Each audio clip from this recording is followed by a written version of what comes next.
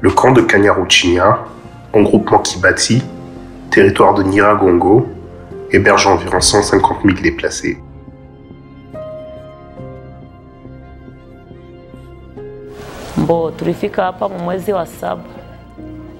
Nous sommes arrivés ici depuis juillet 2022. Nous avons déjà plus d'une année dans ces camps. Pendant la fuite, j'avais tout laissé chez moi à Rumangabo. J'avais seulement pris mes enfants. Je portais mon bébé sur la poitrine quand soudain une balle est venue de devant. Elle a traversé la main et a atteint mon enfant dans le ventre. Quelques minutes plus tard, l'enfant a rendu l'âme. Nous l'avions enterré dans la brousse et avions poursuivi notre chemin. Depuis cet incident, ma main est restée paralysée. Mes deux doigts ici ne peuvent pas bouger. Regardez de vous-même. Arrêtez avec cette histoire, s'il vous plaît. Je risque de verser les larmes. Dans ce camp, comme dans tous les autres situés autour et dans la ville de Goma et dans le territoire de Nyiragongo, des milliers de femmes vivent misérablement les conséquences de la guerre du M23 qui dure maintenant plus d'une année. Ces réalités ne peuvent être mieux relatées que par ces personnes elles-mêmes. Bold, une association nationale concernée par la condition féminine, donne la parole à ces femmes dans ce reportage. Jambo.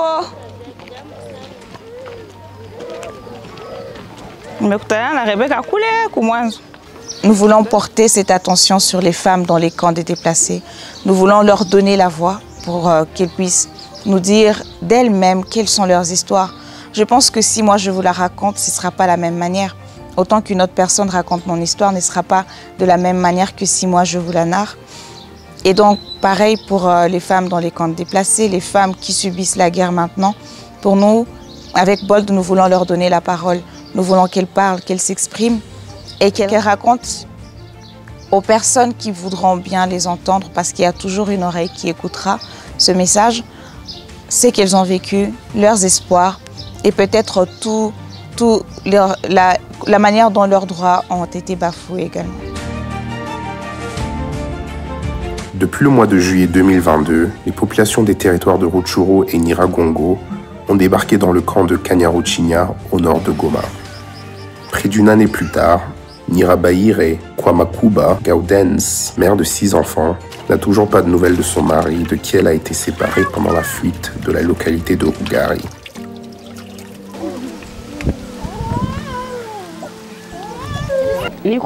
Mes enfants et moi, nous sommes 7 personnes dans cette cabane. Ton mari, il est où? Nous nous sommes séparés depuis la fuite. Je ne sais pas où il est aujourd'hui. Certaines personnes disent l'avoir déjà vu, mais pas dans ces camps.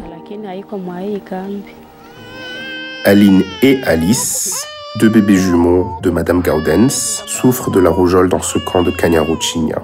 L'organisation Médecins sans frontières a reporté plus de 2500 cas de rougeole dans le camp de Bulengo depuis janvier 2023 et environ 200 enfants pris en charge à Kanyaruchinya et Munigi. La malnutrition sévère est également l'une des problèmes dans ce camp. Madame Gaudens et sa famille passent en moyenne 3 jours sur 7 sans manger. Un calvaire pour cette mère qui allaite. Ce bébé par manque de nourriture t'aide beaucoup. Quand je passe 2 jours sans manger et que je dois allaiter, le vertige me coule sur mon lit. Nous souffrons beaucoup de la famine. Ici sur moi, je n'ai personne pour m'aider. Même pour trouver de l'eau, je vais demander un bidon chez le voisin. Je puise de l'eau, je déverse dans le seau là-bas. C'est cette eau que j'utilise pour mes travaux ménagers, même pour boire et préparer à manger.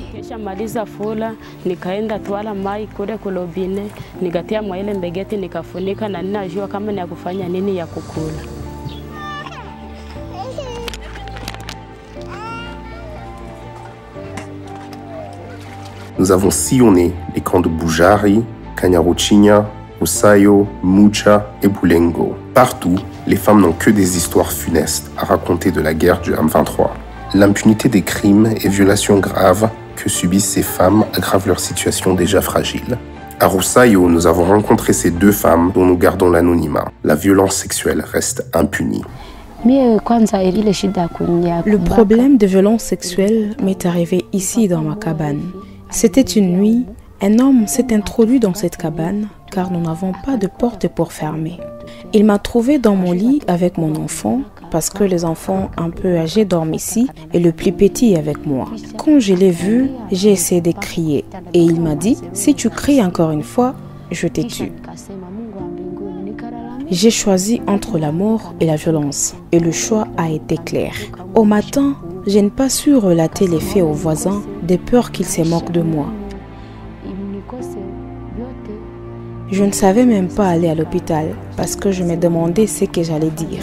Depuis ce jour, je suis restée ici à la maison sans rien dire.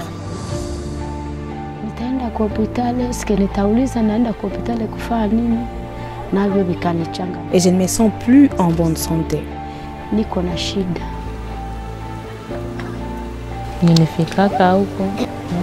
Quand je suis arrivée dans ces camps, j'allais chercher des bois de chauffe dans la brousse et je les vendais. Un jour, j'ai croisé des militaires là-bas. Ils m'ont pris par la force. J'ai eu peur d'en parler aux gens. Ça fait combien de temps que cela t'est arrivé? Ça fait maintenant 2 semaines que cela s'est produit. Taoussi Cécile, vice-présidente de ce camp de Rusayo, estime qu'il est plus qu'urgent que le gouvernement mette tous les moyens en œuvre pour mettre fin à cette guerre, afin de permettre aux femmes, avec leurs familles, de retrouver la vie normale, comme c'est le cas sous d'autres cieux. La vie du camp ne peut pas être comparée à celle que nous menions chez nous. Dans nos villages, nous cultivions nos champs, nous faisions le commerce et la vie était facile. Un maïs se paie ici à 500 francs, pendant que chez nous, nous achetions 4 à 200 francs. La guerre nous rend malades, handicapés et transforme notre être.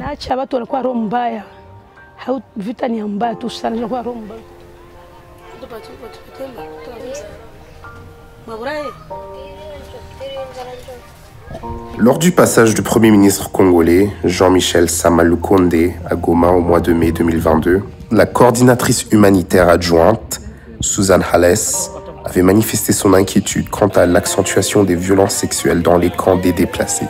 La situation des déplacés autour de Goma, ils vivent dans des conditions très précaires, très difficiles. C'est ce que nous avons demandé au Premier ministre et aux membres de leur délégation, c'est d'identifier des sites additionnels où nous pouvons nous assurer que les déplacés sont bien accueillis avec tous les services nécessaires pour le temps qu'il est déplacé et il attend le retour dans leur zone. Nous attendons une réponse forte du côté du gouverneur et des autorités, surtout sur les chiffres énormes de violences basées sur le genre que nous avons notés de ceux qui ont commencé avec ce déplacement. Nous sommes absolument choqués. Il faut prendre des actions.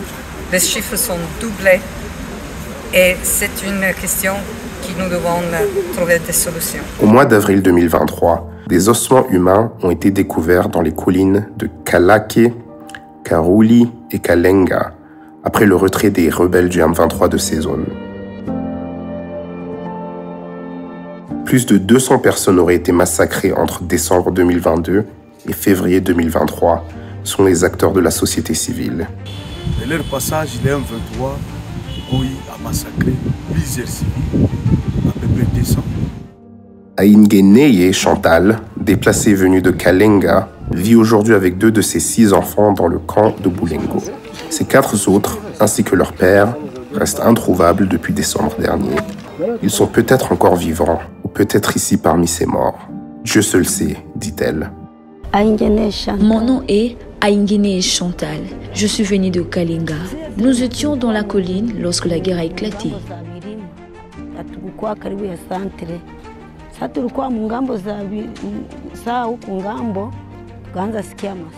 Quand plusieurs balles ont crépité, il faisait déjà nuit. Nous avons pris chacun sa direction, espérant nous retrouver dans certains centres le lendemain.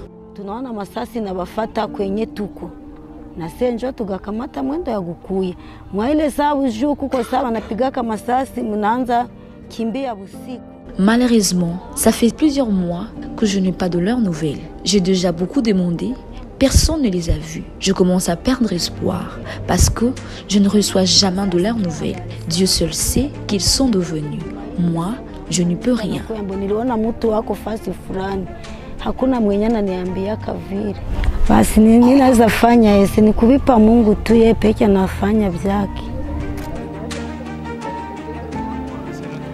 Ces braves femmes perdent espoir petit à petit, mais continuent à se battre pour survivre dans ces nouvelles conditions que leur impose la vie. À Kibumba, son village d'origine, Nirembere Kanyamwanza est agricultrice. Mais dans le site des déplacés, elle a appris la couture, une nouvelle activité qui lui permet de trouver de quoi nourrir sa famille, une résilience face au chaos qui les entoure. Avant que j'apprenne la couture, je passais des journées sans rien faire et personne ne pouvait me venir en aide dans ces camps. Une ONG nous avait formé en coupe et couture et à la fin de la formation, on nous a doté des machines. Ce travail me permet désormais à trouver du charbon, du sel, des pommes de terre dans ma maison parce que mon mari ne travaille pas actuellement. En 3 semaines, Furaha Odette peut confectionner un seul de ces petits paniers qui constituent aujourd'hui son activité lucrative. Le prix d'achat ne dépassant pas 2 $ américains, cette mère de 3 enfants se fait aider par Rebecca, sa fille aînée, pendant que ses plus jeunes vont mendier dans la cité. Mes enfants sont encore trop petits. Celle-ci est l'aînée. Elle m'aide à fabriquer ces paniers. Les petits-enfants circulent dans la cité à quémander dans les maisons des habitants. Quand on leur donne quelque chose, ils amènent à la maison et nous mangeons ce jour. Une autre difficulté majeure à laquelle se heurtent les femmes, dont Madame Odette dans ce camp, c'est celle liée à l'hygiène menstruelle. Pendant mes périodes menstruelles, tous mes enfants le savent. Je n'ai aucune intimité dans cette petite cabane. Je ne sais comment me comporter. Le pire m'arrive lorsque je manque même des linges hygiéniques. À ce moment-là, je suis exposée au grand monde.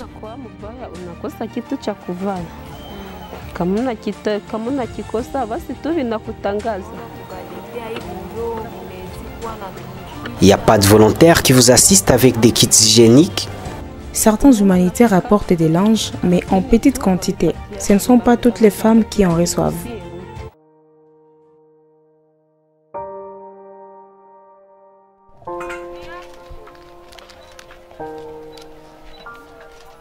Perdre l'unique enfant qui lui restait à cause de la famine dans le camp d'Obulengo restera à jamais le souvenir douloureux que porte Kanyere Kambere, venu de Kiwanja.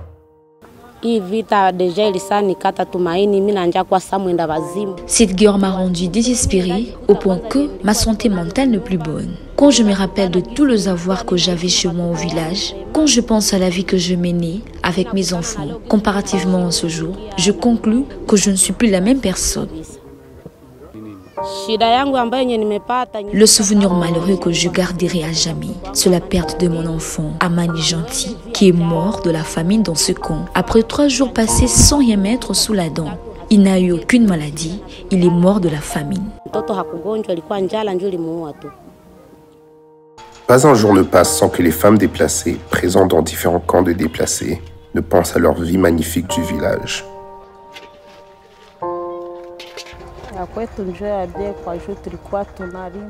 Au village, nous cultivons nos champs, nous étions heureux avec nos enfants. Dans ce camp, nous manquons même où reposer nos enfants lorsqu'ils ont sommeil. Nous n'avons pas de cuisine, bref, la vie est impossible ici. Nous passons de journées devant nos cabanes. Il n'y a aucun travail. Nous passons de nuit sans manger.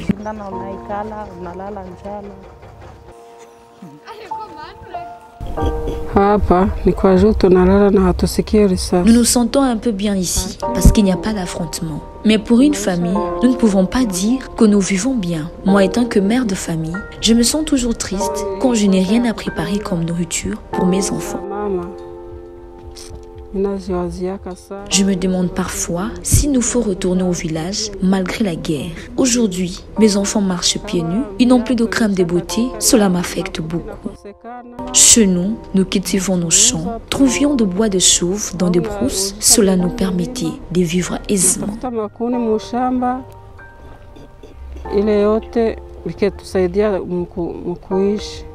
En plus du poids de leurs histoires personnelles et de la prise en charge de leurs enfants, les femmes prennent également soin de leurs maris dont la plupart ne travaillent plus.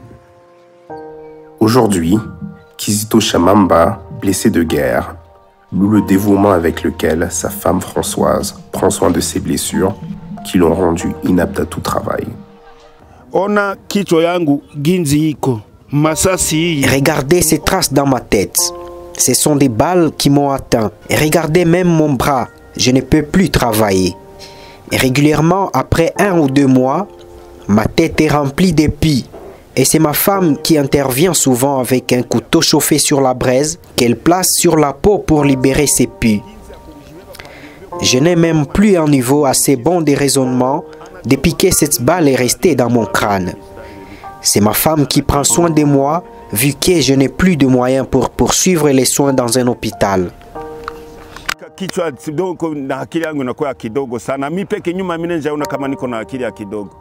Depuis près de 3 décennies, les populations des provinces de l'Est de la République démocratique du Congo vivent des guerres interminables. À l'époque du Zaïre, lorsque Mobutu était au pouvoir, nous vivions tranquillement. Durant tout son règne, je n'ai pas connu les sons d'une cartouche. Nous étions en paix.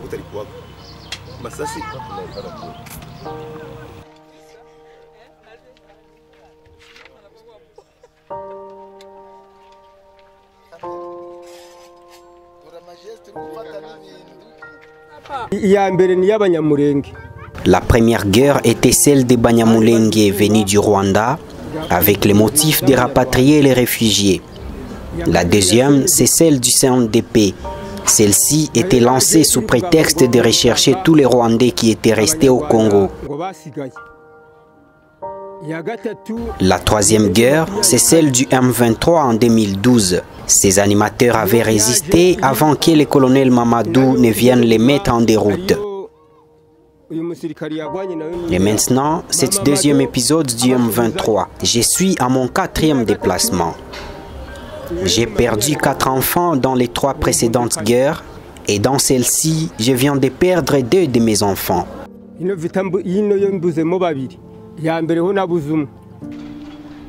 Les femmes et les enfants sont les premières victimes de ces innombrables guerres. Bonjour bébé. Linda Bauma, initiatrice de Bold, estime que le retour de la paix est plus qu'une urgence dans cette région où 2 générations entières, presque, n'ont jamais connu la paix. Dans les camps des déplacés, comme vous le savez déjà, il y a beaucoup de besoins. Mais le premier besoin et le plus urgent, c'est un retour de paix. Renforcer les interventions humanitaires ne suffira pas. Cela ne suffira pas tant qu'il n'y a pas un retour de la paix.